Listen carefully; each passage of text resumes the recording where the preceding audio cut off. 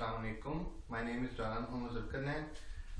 And today I'm going to discuss about spontaneous and non-spontaneous reaction.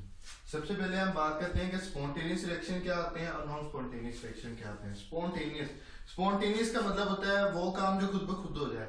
Spontaneous का मतलब वो काम जो खुद ब खुद ना हो। तो सबसे पहले इसकी डेफिनेशन देखते हैं स्पॉन्टेनियस रिएक्शन की। कहते हैं the reaction that take place on their own.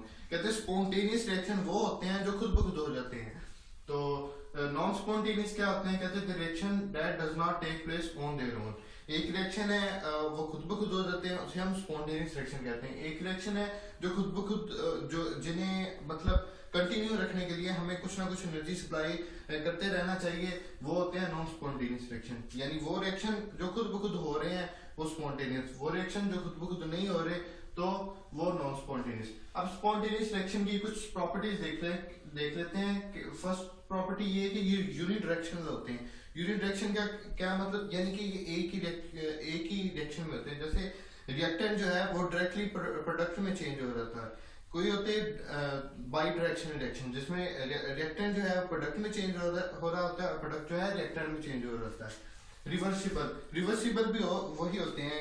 कई रिएक्शन ऐसे होते हैं जिसमें रिएक्टेंट प्रोडक्ट में चेंज हो रहा होता है और प्रोडक्ट भी रिएक्टेंट में चेंज हो रहा होता है, लेकिन ये होते हैं रिवर्सिबल रिएक्शन। इरिवर्सिबल रिएक्शन वो रिएक्शन होते हैं जिसमें रिएक्टेंट डायरेक्ट प्रोडक्ट में चेंज हो रहा होता है और प्रोडक्ट रिएक्टेंट में चेंज नहीं होता। और थर्ड इसकी प्रॉपर्टी है एक्सोथर्मिक रिएक्शन। तो ये एक बात बिल्कुल ट्रू नहीं है कि एक्सोथर्मिक रिएक्शन सारे जो है वो स्पॉन्टेनियस होते हैं, लेकिन बहुत ज्यादा रिएक्शन जो एक्सोथर्मिक है वो तकरीबन स्पॉन्टेनियस रिएक्शन होते हैं। इसके ऑपोजिट में बात करते हैं नॉन स्पॉन्टेनियस की। Non spontaneous reaction mostly involve reversible reaction.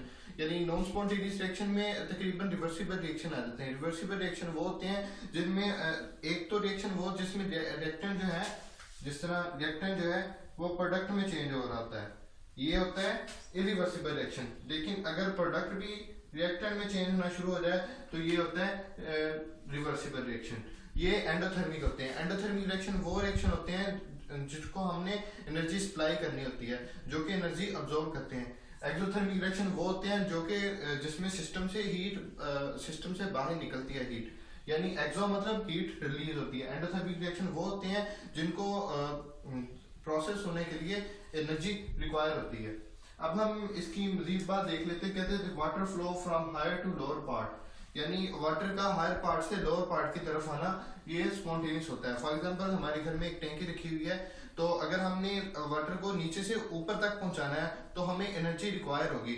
तो वो वाटर खुद ब खुद नहीं ऊपर जाएगा, तो वो स्पॉन्टेनियस रिएक्शन नहीं होगा, वो नॉन स्पॉन्टेनियस रिएक्शन होगा। लेकिन इन द केस अगर हम नीचे से टैप ओपन करें, हमारी टैंकी ऊपर पड़ी है, तो वाटर खुद ब खुद नीचे आना शुरू हो जाता है, यानी वो हुआ स्पॉन्टेनियस प्रोसेस।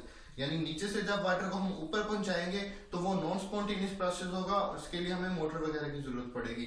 और नॉन स्पॉन्टेनियस प्रोसेस उस वक्त होगा जब टैंकी से पानी खुद ब खुद नीचे आएगा थ्रू टैप। अब हम बात करते हैं इसकी transfer of heat from cold interior to hot surrounding. यानी हमारे पास जो फ्रिज है उसके अंदर से जो हीट है वो बाहर निकलेगी, तो वो एक नॉन स्पॉन्टेनियस प्रोसेस होगा। वो नॉन स्पॉन्टेनियस प्रोसेस कैसे होगा? इसी वजह से हमारा कंप्रेसर लगा होता है, ताकि जो फ्रिज के अंदर जो हीट है उसे निकाल के बाहर एटमॉस्फेयर में भेज दे।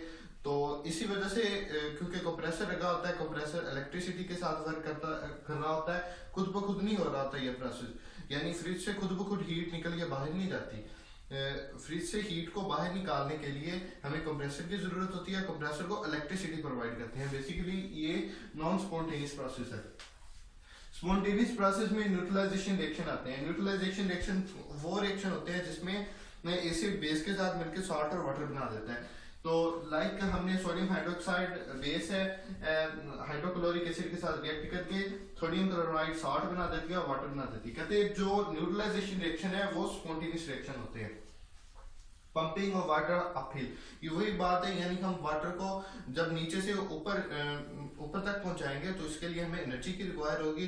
तो जब जिस प्रोसेस में हमें एनर्जी की रिक्वायर होगी वो जाहिर बात है स्पॉन्टेनियस खुद ब खुद तो नहीं होता, तो उसे हमने एनर्जी देते जाना है। जब हम उसे एनर्जी देते जाएंगे तो इसी वजह से वो नॉन स्पॉन्टेनियस प्रोसेस होता जाएगा।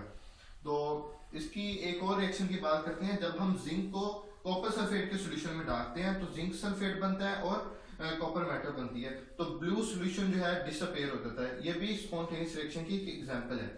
एक और रिएक्शन है सोडियम और नाइट्रोजन और ऑक्सीजन।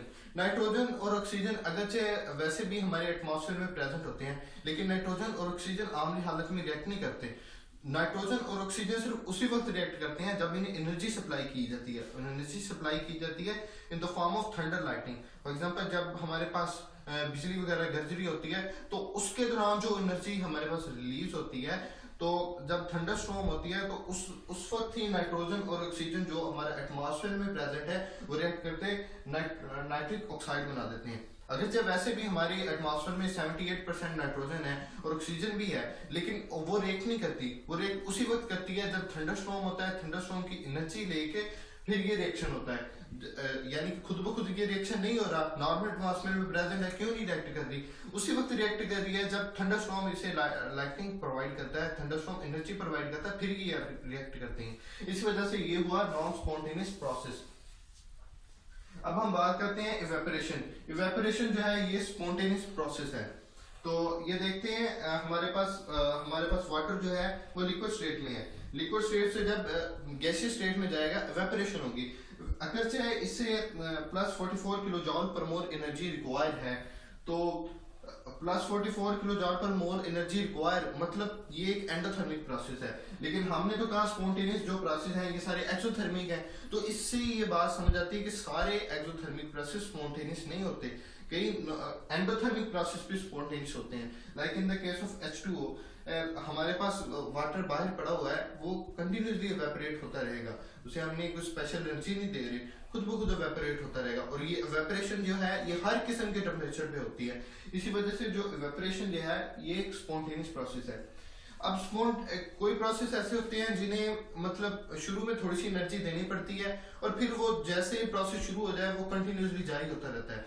जैसे हमारे पास कैंडल है, हम एक कैंडल को जब बर्न करते हैं तो शुरू में हमें उसे एनर्जी देनी पड़ती है, यानी हमें उसे इग्नाइट करना पड़ता है। जैसे वो इग्नाइट हो जाता है उसके बाद वो कंटिन्यूसली खुद ब खुद बर्न होना शुरू हो जाता है।